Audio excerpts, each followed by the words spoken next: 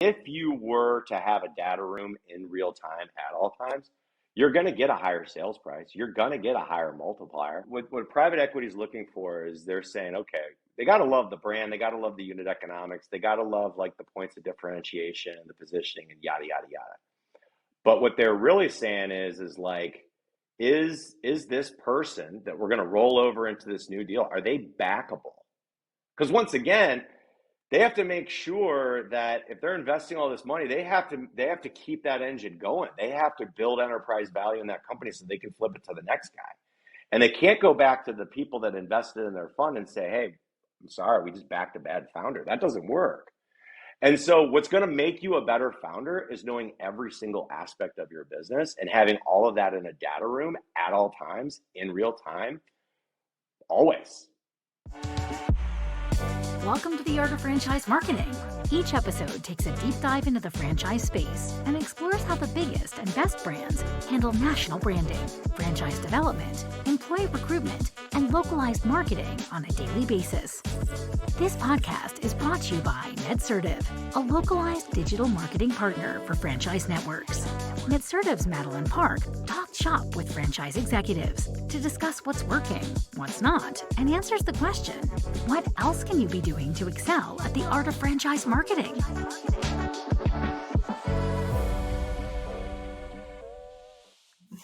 All right, welcome back to the Art of Franchise Marketing. Today we've got just Jeff. I'm just going to introduce him as Jeff because Jeff has done a lot of stuff in franchising and a lot of stuff in business. So Jeff, Eric warned me to make you give the elevator pitch on who you are and what you've done. Otherwise, the amount of stuff would take the whole episode. So I'm going to let you introduce yourself because I think that's the best way to go. Thank you. Yeah. It's like drop a quarter into the jukebox time. So I've been in franchising for since 2004, like 20 years. It's my 20th year in franchising. Started out as a franchisee of a brand. Everybody kind of finds their own way into franchising one way or the other, and not very many people find their way out. Like you just kind of get in, and you might do different things in franchising. I've certainly done not everything, but I've certainly done a lot. But yeah, franchising has been really, really good to me. So when I started in franchising, it was an emerging concept. It was most of the franchisees kind of came through the system, kind of like friends and family. The franchisor, it was his first brand as a franchisor. And so he was kind of learning. He was kind of learning through us out in the field. And then what happened was he went to a conference and he learned about like area development. We called area development back then. Now it's called like area representation, but it was sub-franchising. It's the same model that Subway used and Orange Theory used and Massage Envy. And so he thought that would be a good way to continue to expand the brand. So when we got into the brand, me and my partners, there was probably about 100 locations in the system. And then from there, area representation took that system to up and over, I think, 2,000 locations. Wow. And so we, myself and some of my partners later on, we went in and signed on as area representatives to multiple states to kind of build this out. And really this was a long time ago. So like, everything around franchise development and sales and scaling a franchise brand. I mean, it's really come a long way since that point, but we really kind of went in deep. This was a seasonal business. It was an income tax preparation, and it was a seasonal business. And our deal with the franchisor was we had to recruit franchisees, take them through the franchise development process, get them approved through corporate, take them through financing, help them find a location, help them fit it up and find contractors, help them find staff, train the staff. Once the season started, the franchisor did about 90% of the work. And then we had some downtime basically from January to April. And as a new franchisor and somebody new into kind of like area development, he didn't really have the best tools to provide us, not a lot of education. He had kind of built everything from scratch. So we kind of took it upon ourselves during this downtime period to kind of dive in more into franchising and just try to learn more. And so after a couple of years of doing the area representative model, we went out to an IFA conference, and we just went there to like really kind of soak it up and learn about everything franchising. And what we thought we were going to see when we got out there and what we saw were really two different things. It was, I mean, there was a sea of people, thousands and thousands of people, most of which were really kind of like small emerging brands that nobody had ever heard of. And they were looking to go out there to find a magic pill. And back then, IFA, I wouldn't say IFA had the best like education tracks for emerging brands. The content at IFA conventions back then, almost 20 years ago, was really more high level. And so as we started meeting all these brands, they were just looking for help, and we had kind of developed a really good sales process. And so from there, what we did is we started consulting with emerging brands on just sales process. It was the only thing that we had. And we couldn't do this like year round. We could just do it in the off season. So we would engage with emerging brands for 30, 60, 90-day engagements. And then we'd go back and do our cycle of, in the tax season. And so what ended up happening there was we had several brands that we were working with, and like most kind of consulting gigs, eventually the client says, hey, rather than teaching me how to fish, will you just be the fisherman? And so we decided to kind of take what we were doing in the consulting world and actually turn it into kind of a company and really kind of give it a go at doing it more year round. And so we started in 2008, we started a company called St. Gregory Development Group. And it took off like a rocket. And our one and only product, our one and only service that we were providing emerging franchisors was around franchise development and sales. But as that was effective, what ended up happening is the clients that we had, they had additional needs. Because the byproduct of awarding a franchise is you have a new franchisee. And those franchisees are going to have new needs from the franchisor. And if it's an emerging brand, then they need to evolve all those things. So what ended up happening is each year we would add additional services that we could provide our franchisor clients. Marketing, branding, legal, compliance, if it was brick and mortar, real estate, construction. So kind of like organically over the next 5 years, we built the largest full service franchise development company in North America. And we just kept that engine going. But by that point, we had probably about 100 employees. And then in addition to the 100 employees, we had several hundred like contract workers that generated 90% of their income from us. So we had this just big engine. And we decided that, okay, let's not stop this agency type company.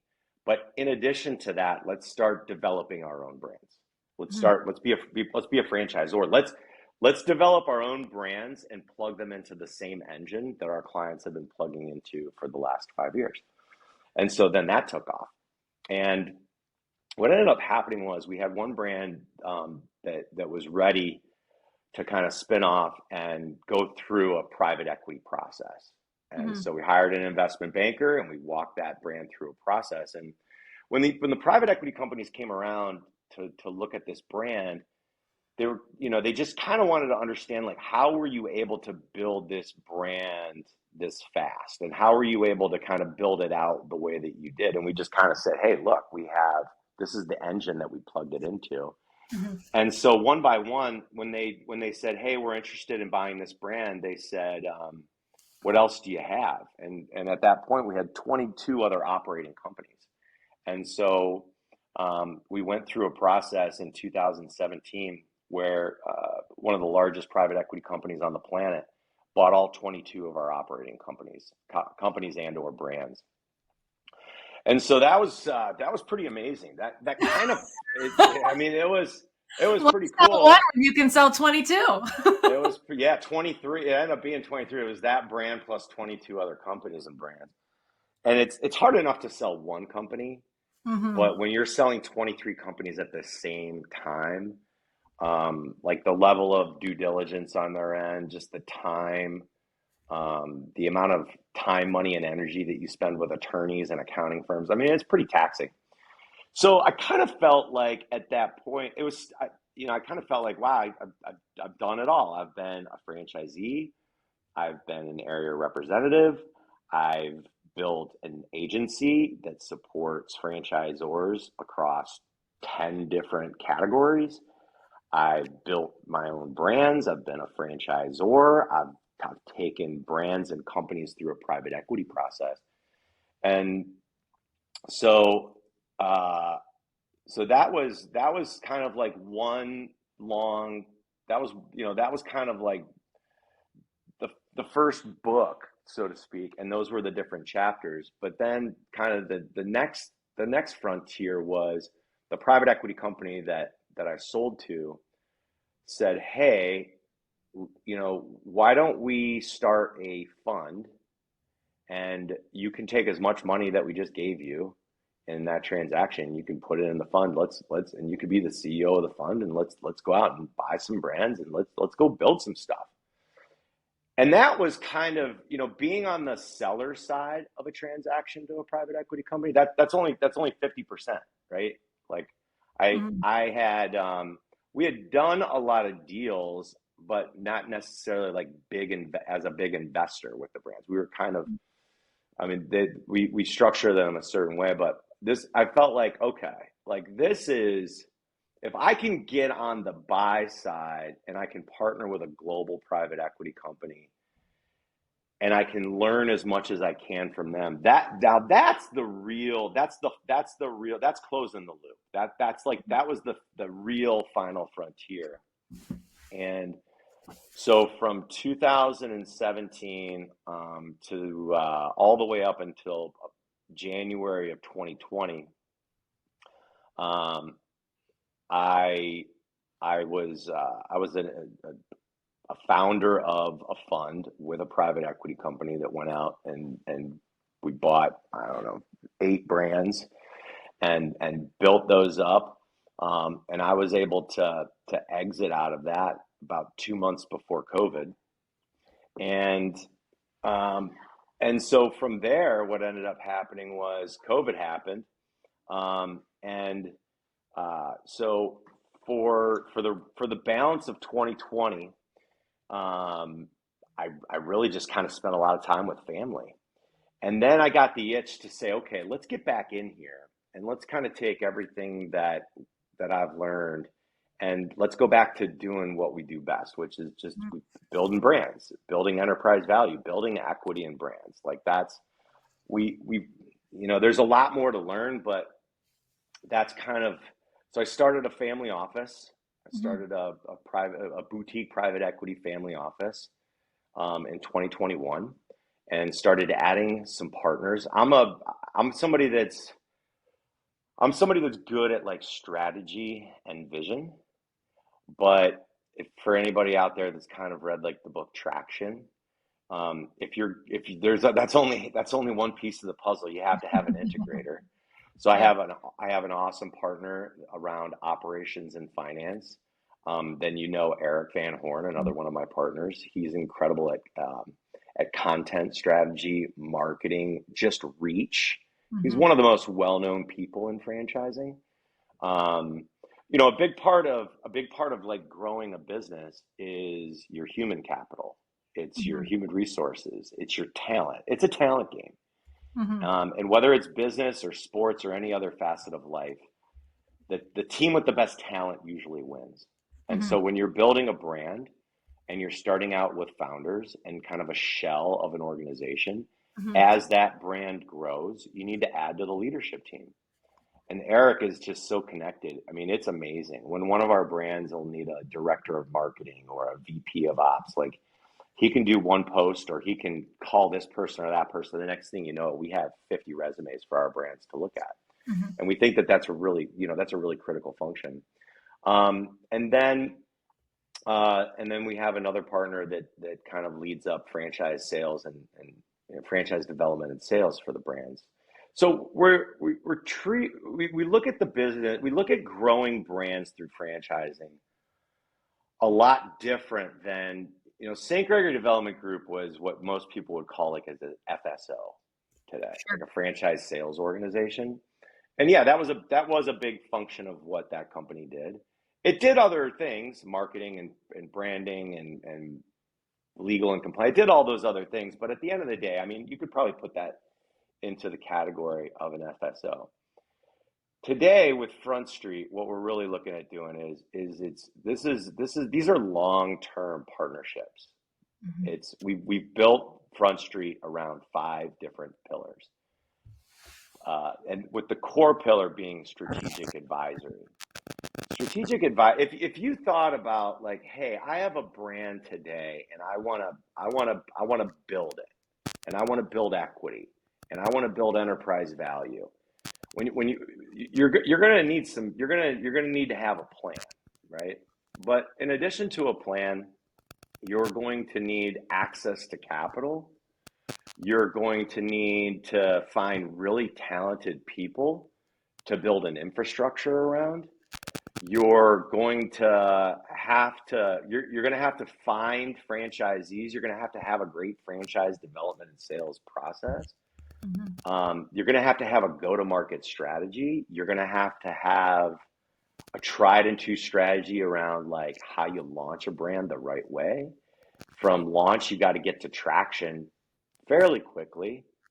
And then from traction, you got to get into like scale management. You got to really build something like it'd be very difficult today for somebody to just kind of organically start a brand, franchise it, and kind of do everything on their own without an agency or a vendor or a board of advisors, like somebody that's just been there before. It'd be very difficult. So what we're very interested in is being in the trenches with the brands that we partner with, some of which we invest in. And it's all about building equity. It's not about selling franchises. It's about building equity.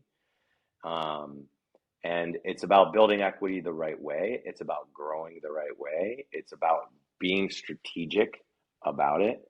And so I know you said, give me the Reader's Digest, but that's the Reader's Digest. That's kind of the past all the way through like what we do now.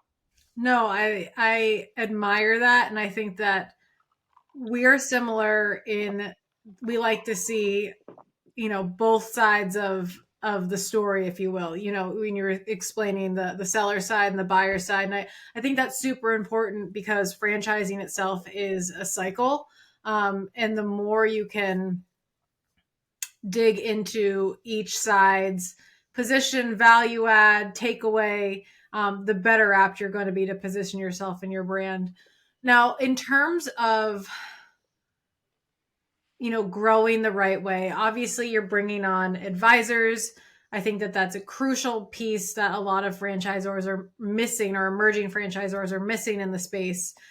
Because as much as things are changing in franchising, nothing really changes. The proven processes and systems are the same. My question for you, and it stems back a little bit towards your franchise development days, but definitely would probably speak to what you coach on today, is a lot of emerging franchisors are in that mindset of having to sell units instead of award units. Mm-hmm. That said, I was talking to an emerging franchisor today, and they said, hey, I have a potential franchisee call. What are some things I should ask? And this is someone who's already been walked through the sales process. They understand the brand. So my question to you is, what would you say to that franchisee or franchisor? What should they ask when they're trying to vet as kind of a final stage of whether this prospective franchisee is going to be good for the brand? Because it is hard. It's a long-term relationship. And you don't really have that long, if you have an efficient sales cycle, to get to know these people you're essentially marrying for the next 10 years. I mean, it's kind of funny that you say that because like that, I literally use that analogy a lot. So the typical sales cycle is like right around 90 days. There are times where you can onboard a franchisee in 30 days. There might be people that are partnering together, and that might take 4 to 6 months. But like 60 to 90 days, let's just say it's 90 days. I mean, historically, that's kind of been the number.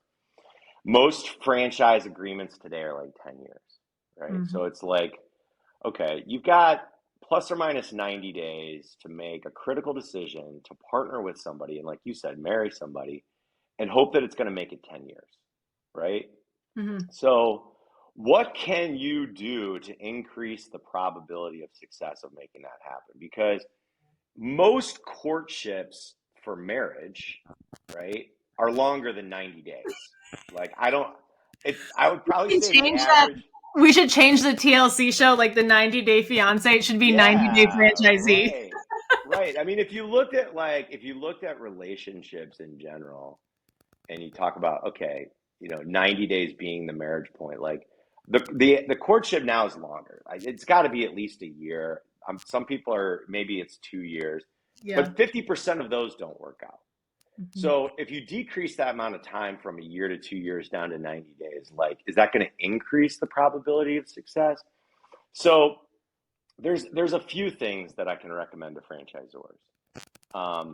We talk to a lot of emerging brands. I mean, a lot, like probably at least 15 a month, maybe as many as 20 to 25 in a month, right? And it really boggles my mind when I'm talking to an emerging brand that has a small handful of franchisees, and I say, talk to me about your process.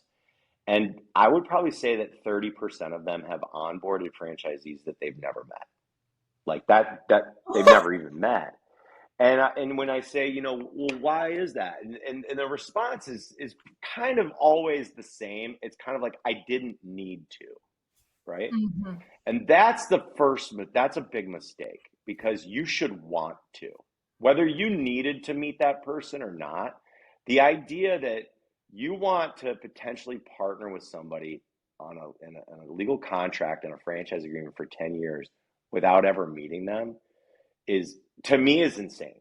Like, I would never, ever do that. And there's only so much you can pick up even on a Zoom call. Like, I had a guy yesterday that we were talking to that said, well, I've never met any of them, but I've done like, and I think he had 5 or 6 franchisees, and he was just like, I do 4 Zoom calls with them. And it's just like, wow. So I think what I would recommend is you have to do, first of all, if you want to build a brand, like a real brand, right?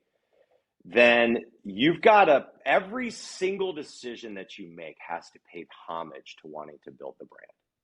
So if you're faced with a decision of, do I need to meet with somebody before I sign a franchise agreement for 10 years with them, is it best for the brand that you meet with them face to face before you do that or not? Right? Mm-hmm. And any logical person would say that, yes, it makes sense for you to do that. The other thing too is, and the other thing that happens on a lot of these calls with emerging brands is, eventually we'll talk about, like, how have you done strategic planning for the next quarter or year? Have you put a budget together? If you knew that was what was best for the brand was that you make investments in building your infrastructure, or making investments in building out your tech stack, or making investments in marketing agencies. If you knew that was best for the brand and that costs X, like, do you have the capital to do it? Mm. And what some of them will say is, they'll say, that's all in the works. I just got to sell a couple franchises first. Yes. I mean, that's the cart before the horse. If you need to sell a franchise to fund infrastructure, fund talent, fund marketing, you just shouldn't be a franchisor, in my opinion. You're not ready. You're not ready to properly supply the franchisees. So where I'm going with this is that, like, when you are a franchisor, you got to be ready. You got to meet these people face to face. But then what you really need to do is you want to build a sales process that is difficult for that candidate to get through. Mm-hmm. If you make it too easy, like, you don't have to come see me, just I'll send you a DocuSign and here's my wiring instructions. You're making it too easy for them, right? Mm-hmm. So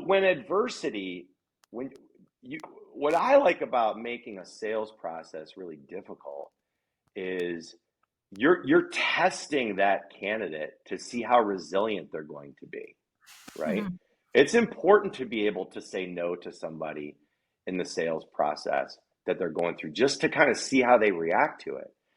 There's definitely a dynamic that changes between a candidate and a franchisor, and a franchisee and a franchisor. And so, like, in terms of like what to ask the franchisee, that's going to be really dependent on the brand, what you need them to do. But, like, you got to ask them the tough questions. Like, I've seen a lot of emerging brands kind of like just really kind of downplay how difficult it is for a franchisee to start the business too. Like, you have to, I would rather sit down with a candidate that was really qualified, that I loved, that I wanted to be in the system, and really just tell them all the bad stuff that's Mm-hmm. possible, right? And I definitely want to ask them, like, what is your role going to be in the business? Like a franchisee is not buying an ATM, right? It's not a Mm-hmm. machine that just kicks out money. Like, you own multiple franchises. I've Mm-hmm. owned multiple franchises. I've been on the franchisor side. Like, whether it's business or personal, like, it's effort in is effort out. Like, Mm-hmm. and I think that, like, what you want to hear from the candidate that they're going to eat and sleep and drink this brand and this business, and they're going to be in the trenches. Now, that's not to say that they can't add multiple units or add multiple territories or add multiple mobile vehicles and build and scale, and then bring in some management. That's what you want to get to. Right. But to start any business, like, you got to be in the trenches. So, like, is your sales process rigorous? That's going to test the candidate to want to really fight to get in. Are they going to be very involved inside the business until the business allows them to work on it, right? Mm-hmm. Are you meeting with these folks face to face? Like, it's, once again, I think that a buddy of mine's a franchisor, and he lives in New York, right? And he just started this brand, and he partnered with somebody in Washington, D.C. And so he was toggling between, okay, should I have my discovery days in Washington, D.C.? Should I have them in New York? But he had his chief operating officer lives in Madison, Wisconsin. Literally, he made the decision to build his corporate office around Madison, Wisconsin. And he loves the idea that for people, he would never, ever sign up a new franchisee without meeting them in person first. Mm-hmm. Part of the reason he chose Madison was because he wanted people to have to fly or drive and make a connection to get their way to Madison to go through a discovery day. That's exactly what I'm talking about here, though. That's very thoughtful to say like, look, it's almost like too easy to fly to DC or New York. Yeah. Like, let's do it in Madison. That's where my top lieutenant is in the company. Let's build the corporate office there. And he literally had told me that one of the reasons why is because he wanted to make it difficult for people to come see him, to come learn about the brand, Right. come to that discovery day. Isn't that cool? I love that. And I really like the emphasis on meeting them in person. And there is a difference. You know, how many times have you met someone in person that you've only known on Zoom and you're like, you're different, Yeah, or I right. don't think I want to be friends with you anymore. This is a little weird. Like, it's just, it changes the game. And you're right. It's so easy to do business remote now that it's almost it can be too easy for a franchisee to walk in, say, sign an FDD, leave, and feel like no part of their life has actually changed, when really, when you become a franchisee, your whole life is going to drastically change. Without a You know, doubt. and that needs to be the effort there. Now, my next question, and usually these only go 20 minutes, but I'm like, I'm going the full 40 with Jeff here, Go do it. Keep is, going. we've talked about emerging franchisors, and now I kind of want to talk to your experience on the private equity side, because I've had a not a great experience on my end as the receiving end of a franchisee that was bought out. I had a great experience being on the receiving end as a franchisor that was bought out. And I get a lot of calls of very fearful franchisors about the PE process. And I think that the fear is not well, it is, but we're not talking about the standard lack of control.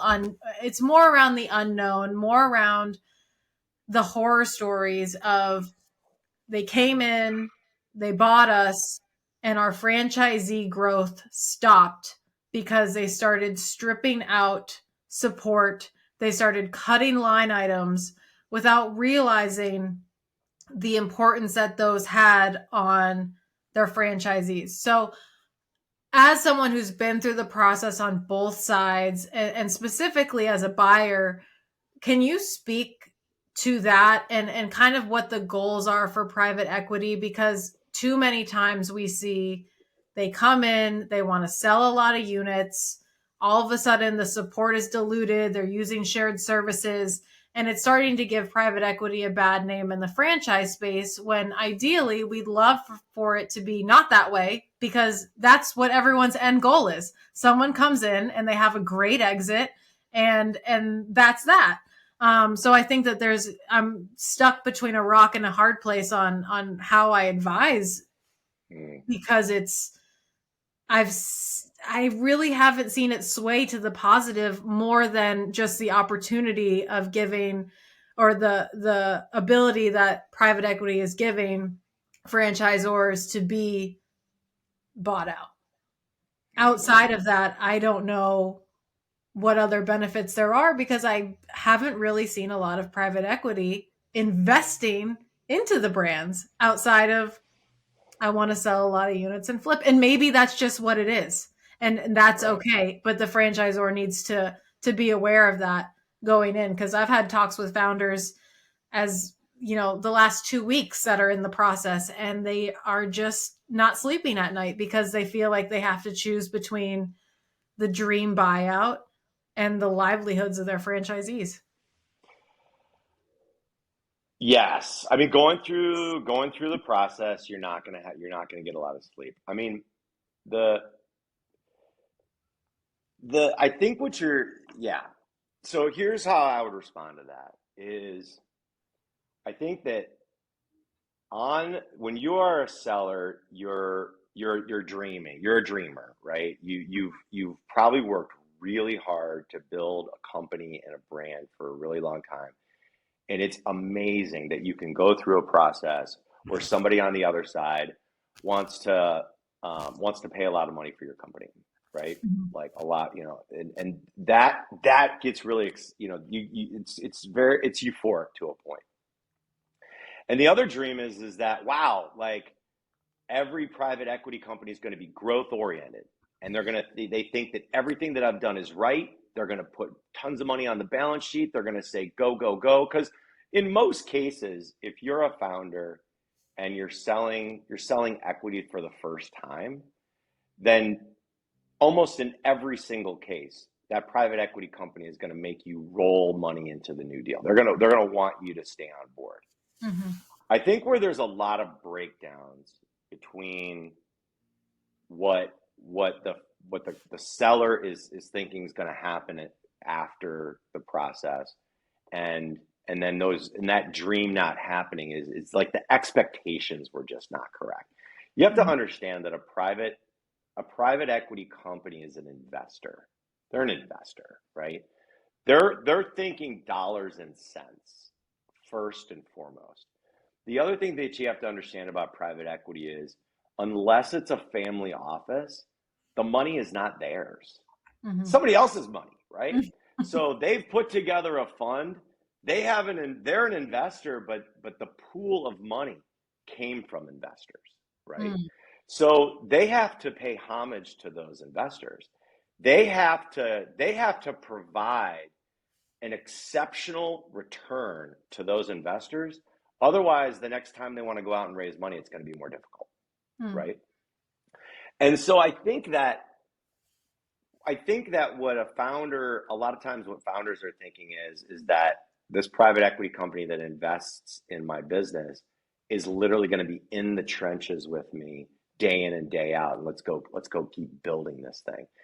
And that's not what they're there for, right? Once again, they're investing other investors' capital, and they're looking at a very compelling return on that investment. I mean, that's so just the mentality of the buyer and the seller. It's just disjointed. It just is, right? They have so. One way of increasing the value of a company, unfortunately, is decreasing the expenses of that company. Right. I mean, that's when you're a private equity investor and you're looking at analyzing a brand, you're looking at what levers can I pull that are going to increase revenue and increase margin, right? If I just increase revenue and my expenses stay linear with revenue, well, then the margin's the same and maybe I can add value there. But as I'm growing revenue, if I can also if I can decrease expenses as a percentage of that revenue, now I can really grow the equity a lot faster. So I would say that in a lot of cases, when a brand is selling, there's probably some redundancy in the HR stack. Sure. I mean, so the idea that now they're not going to come in and say, hey, we're really excited to buy your company or invest in your company, and within 3 months we have this plan where we're gonna take a hatchet to everybody, right? What I would say though is, if a private equity company is looking at a talent pool inside the business, they want to keep the key needle movers going, right? If there's somebody in the business that's a needle mover, especially if they're at the top of a department, they're probably in pretty good shape. But they're probably going to thin out a lot of the silos. If you have 9 people in your marketing team, they're probably going to thin that out to 3.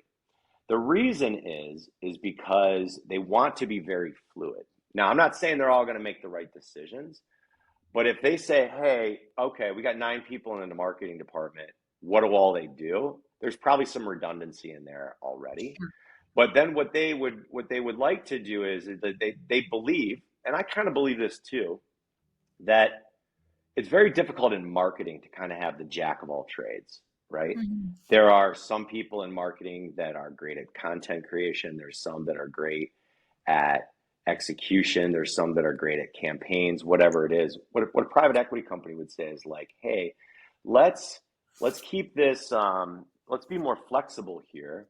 If we can decrease our fixed overhead, they hate fixed overhead, right? G&A, they hate it, right? And they can move some of that over to an agency, and that agency has to perform to stay as an agency. They'll do that all the time. Now, where the frustration I think comes from franchisees and the seller of the business is, and you've probably experienced this too, is they'll move it over, they'll take it away from corporate, they'll move it over to an agency, and the agency just sucks, right? Or the Yep. agency, and you get this feeling like it's not the same as it used to be, and that does happen, and that's going to happen. But what the private equity company would say is, it's great. Well, then we'll fire the agency and we'll find somebody else. And it's easier to fire an agency to do a task than it is to fire an employee. So Well, now what happens when they say we're not bringing in an agency, but instead we're going to take our 6 brands and all of the brands are going to share one team instead of the 6 teams that they're used to? Yep. Yeah. I mean, you're definitely, Yep. yeah. Yep. I mean, that's here to stay. That's here to stay. There is, the new thing is, we're a platform, right? Like that's the new, like nobody knew what a platform was in franchising 10 years ago. Now there isn't, now everybody's a platform. It's such and such brands, right? And what is here to stay is there is absolutely going to be shared services around finance. There's going to be shared service around legal and compliance. Those are things that are easier to have shared services. It's a little bit more difficult to have shared services around like operational and marketing teams. I do believe that you got to have inside talent there. You can't have every single thing as a shared service, because the execution will get diluted. But in terms of platforms, there's always going to be, some things are just going to have shared services, and finance and legal and compliance. That's always going to be in that bucket. One other comment though, and I think it's exacerbating exactly what you're saying, is I don't know when this switch happened. It's definitely been within the last 5 years. Is there, first of all, not all private equity companies are the same either, right? You can't, it's very difficult to generalize anything in this world, but the same thing goes for like private equity companies. There's thousands of private equity companies, a lot of which are just, one-man shingles. Some of them are bigger companies. Some of them are global. Some of them specialize in this or that. So it's hard to generalize it. What I would say though is, I've been scratching my head a lot around some deals that are getting done, because what happens in a private equity transaction is you're typically working with kind of like a guide, like an investment banker, right? And this investment banker is going to come in and learn as much as they can about your business in 90 to 120 days.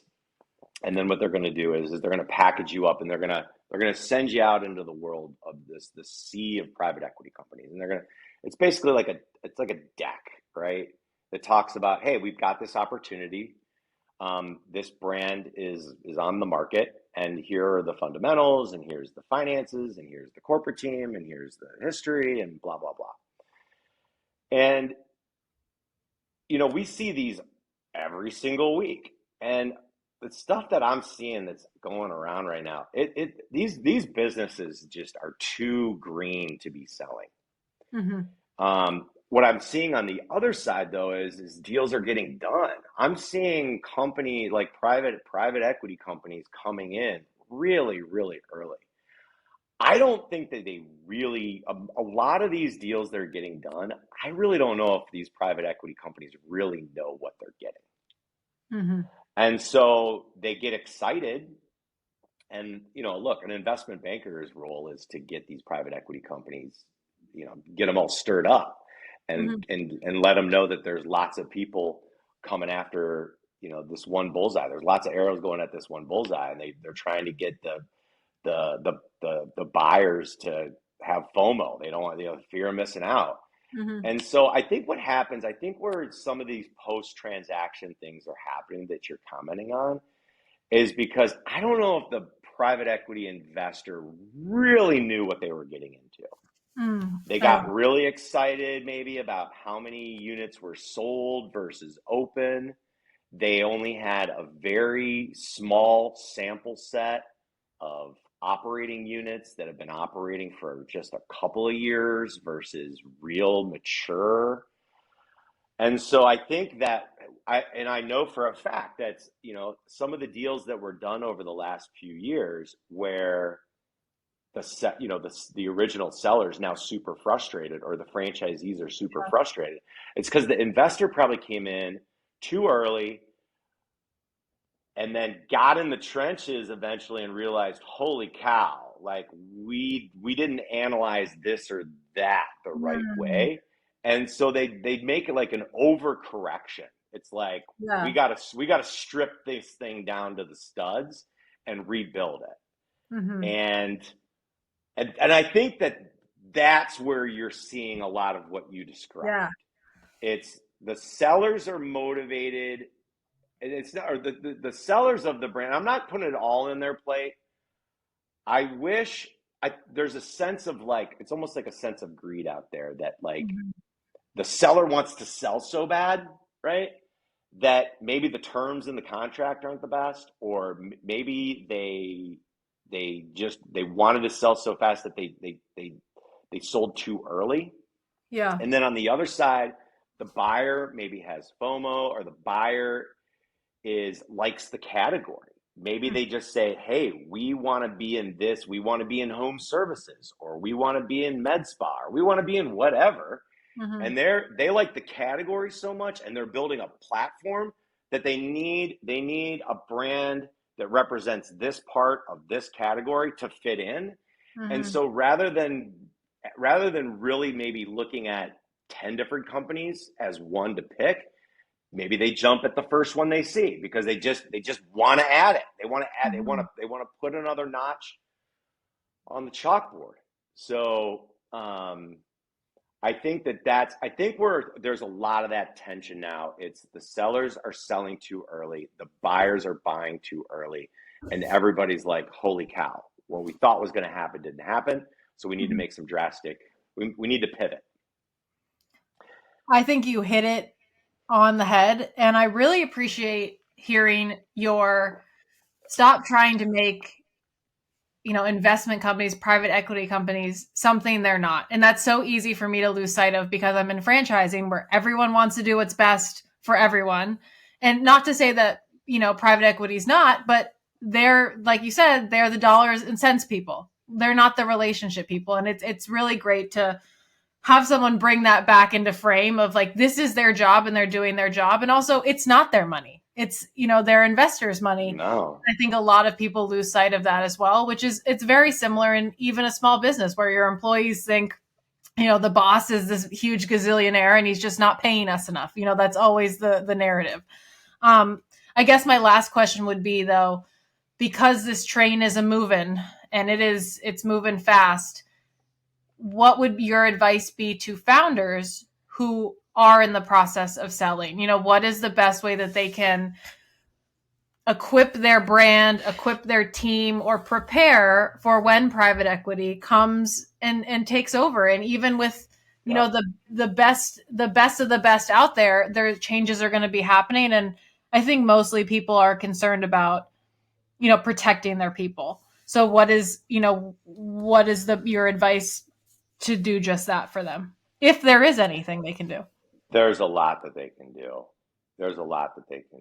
You don't want to wait so typically somebody comes to you and hold on one second, because I can answer this. This is going to be good. So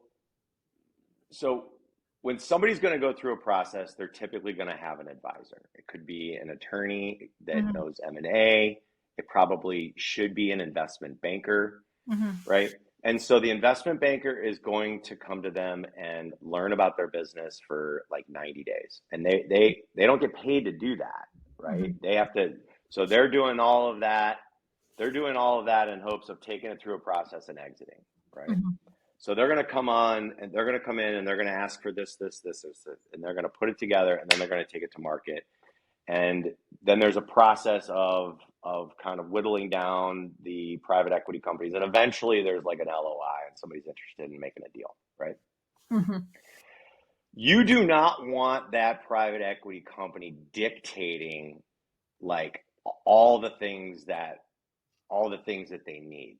And then all of a sudden you're starting at that point to put all of those things together.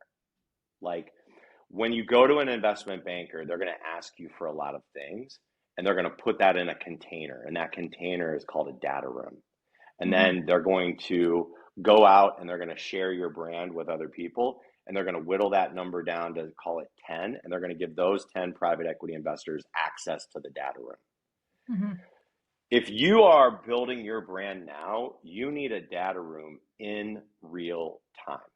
You have to, whether you're going to walk into a bank to try to get a loan to grow your business, or somebody knocks on your door as an investment banker, or you're going through, no matter where you are, you need to be acting as if you need to be prepared. So you need to have a data room with every single thing that one of these investors or a banker or anybody's ever going to need in that container now, and keeping that going in real time. What's going to happen there, if you do it the right way, you're going to, all of a sudden, your business is going to get a heck of a lot sharper. Your unit economics are going to improve. Because you're so dialed in on exactly what your brand is, and you're ready to share it with the world at any given time, you're just way more connected. And that is something that is usually done kind of at the last minute once an LOI comes over and they say, we need this, this, this, this, and this. You start building that stuff at that point. And the translation is that if you were to have a data room in real time at all times, you're going to get a higher sales price. You're going to get a higher multiplier, because what's going to happen is that they're looking, what private equity is looking for is they're saying, okay, they got to love the brand. They got to love the unit economics. They got to love like the points of differentiation and the positioning and yada, yada, yada. But what they're really saying is like, is this person that we're going to roll over into this new deal, are they backable? Because once again, they have to make sure that if they're investing all this money, they have to keep that engine going. They have to build enterprise value in that company so they can flip it to the next guy. And they can't go back to the people that invested in their fund and say, hey, I'm sorry, we just backed a bad founder. That doesn't work. And so what's going to make you a better founder is knowing every single aspect of your business and having all of that in a data room at all times, in real time, always. And that's going to make you more prepared. And that's going to make you a more backable founder. It's going to give you more bites. It's going to give you better deal terms in your purchase agreement. It's going to provide you with more upside after you roll equity into the new deal. It's going to get you a higher multiple. So yeah, I mean, I can share with you outside of this call kind of like what a data room, what kind of documents like a founder should have at all time. That would be awesome. Yeah. Well, Jeff, thank you so much for coming on. This is officially, I think, the longest podcast we have, but well worth it. If you guys want to connect with Jeff, you can find him on LinkedIn, or of course, I can connect you to him. If you're an emerging brand and you're interested about getting Jeff and Eric and his whole team's help, you can definitely connect with Front Street Equity Partners online, or again, I can connect you as well. Thanks again, Jeff, and we will definitely be hearing from you soon. Thank you. Cheers. Thanks for listening to The Art of Franchise Marketing.